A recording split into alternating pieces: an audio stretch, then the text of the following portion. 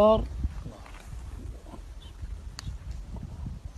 الحمد لله رب العالمين الرحمن الرحيم مالك يوم الدين إياك نعبد وإياك نستعين اهدنا الصراط المستقيم صراط الذين أنعمت عليهم غير المغضوب عليهم ولا الضالين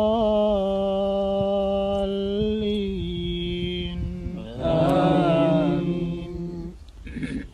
إذا زلزلت الأرض زلزالها وأخرجت الأرض أثقالها وقال الإنسان ما لها يومئذ تحدث أخبارها بأن ربك أوحى لها يومئذ يصدر الناس أشتاتا ليروا أعمالهم فمن يعمل مثقال ذرة خيرا يره ومن يعمل مثقال ذرة شرا يره.